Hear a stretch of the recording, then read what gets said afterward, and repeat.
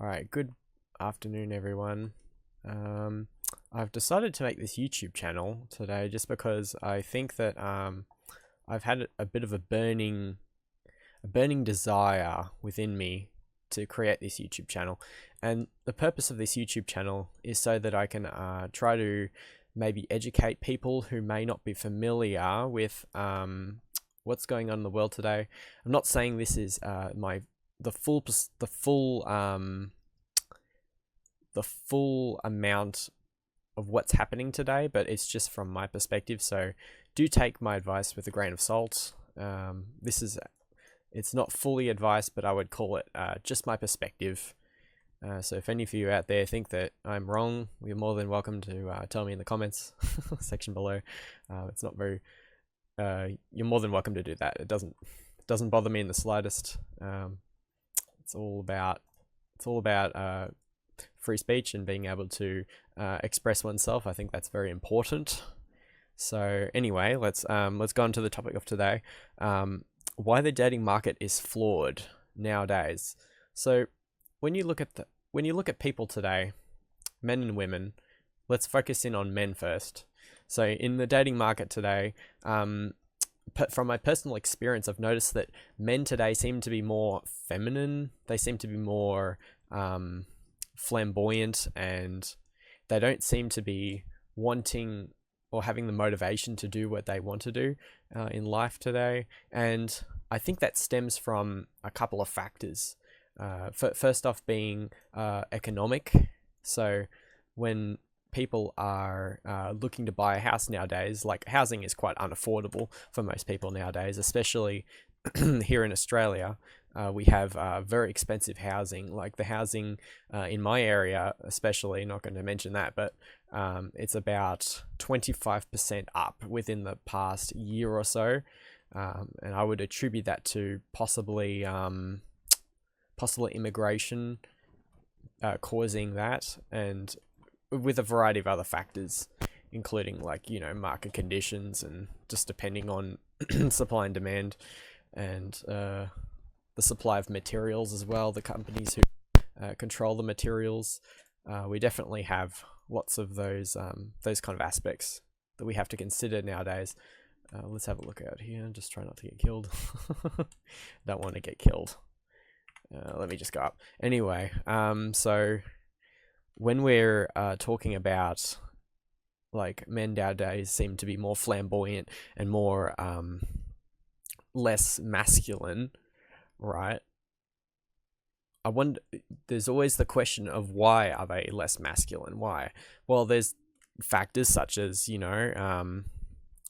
there's factors such as when like the people say the chemicals in the water or something like that is causing men to like grow up as less masculine, which could be attributed to, for example, like shampoo has supposedly has more susceptibility to having what's the word for that?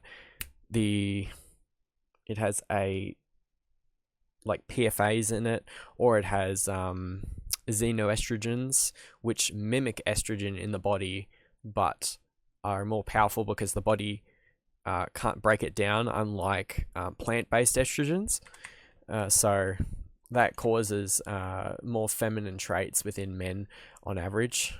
And you can also see that in the same way across women in the world today. They seem to be more masculinized. They seem to be more ambitious. Not saying that ambition is a bad thing, but at the same time, I think that it really erodes away at the dynamic between men and women, because men men in the past, right, they seem to be more leaders, more the ones taking charge in life, and really it's like for the women to look up to. It's a great role model for someone to be able to have that. And when we eroded those dynamics between men and women, you can kind of see that men and women have a difficult time getting along today, because nowadays with this equality movement, not saying that equality is bad, but I think that it's overdrawn, especially when it comes to the media manipulating how women perceive men today. Because in the media, lots of the vast majority of the media seems to be perpetrating a way of villainizing men in the eyes of women on average. So you've got the archetypes that are definitely shown within the media today. You've got the feminine man who he doesn't stand up for himself and is like a beta cuck around women. You've also got the archetype that tends to be the villain. He could be a serial killer. He could be like you barely see any. I don't see any women serial killers today, but I definitely see a lot of male serial killers in the media and on Netflix and on all these different social media platforms that seem to make it seem like men are demonized within that dynamic. And over time you could see that if a woman grows up with those kind of with this kind of value system, that men are rapists, or that there are these type of people that are instigating, like because women tend to be very drawn to fairness and being able to see what is fair and what is not. And when women in today's society, when they're being brainwashed to think that all men are rapists or all men are perpetrators of every bad human quality in today's society, you can see that over time a woman's subconscious would be overtaken, because women are more strong emotionally. Not saying that they're weak or they're less intelligent, but they have this dynamic of being more emotional than men on average. So you could see how women can be manipulated through the use of emotion and instigating against the subconscious of women to be able to demonize men. And in the same way, men today, there's a lot of push on through social media for alternative lifestyles that may be reclusive to maybe bisexuality or gay sexuality. And I've definitely been susceptible to that in the past, but I've definitely realized that it's not the way, because the Bible definitely outlines the standards that we should be holding up against. Definitely in today's society, where we have most people today are being manipulated into this kind of alternative lifestyle. You can see that with the push for not with equal rights, but as to while men are being more feminized, right? It kind of subconsciously pushes the idea that it's easier to be gay with a man than it is to have a relationship with a woman. And I also think that also comes down to the fact that in today's society we have a lot of eugenics based propaganda that on the whole pushes towards a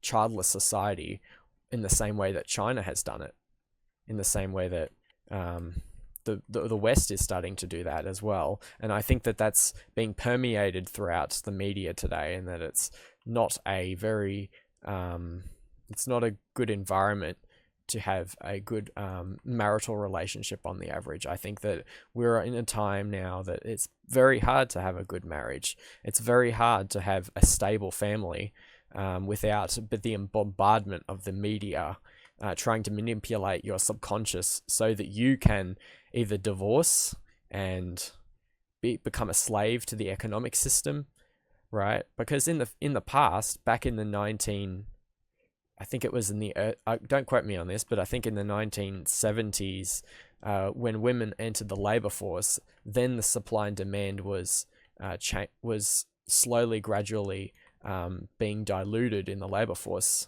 between men and women, which then stagnated wages and therefore made it harder to get a house in the future. I think that's one of the parts of the economic cycle that we're facing today. I think that we're in a situation where this is not a good time to be buying a house. It's not the best time.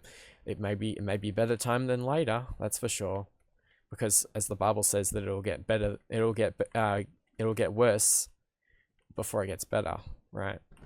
We're in a time in the end when a lot of people are going to be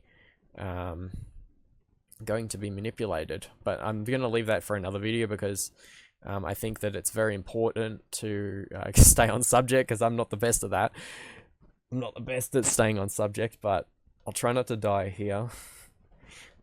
But I think on the whole, I think we're in a time that's very difficult for men and women to get along. I think that it's not because men and women are so different from each other, but it's because our psyches are being hacked and that we're manipulated by the by this new age of pagan philosophy, and also the manipulation so that we can, that men are more feminized and that women are more masculine, in the Gnostic kind of way that elites kind of think. Anyway, I'm not very good at speaking, but I hope that you enjoyed the video, and if you'd like to hear more, please leave me a comment down below or like the video. Thank you very much for listening, and I'll see you another time. I'll try to reference more scriptures later. Alright, bye.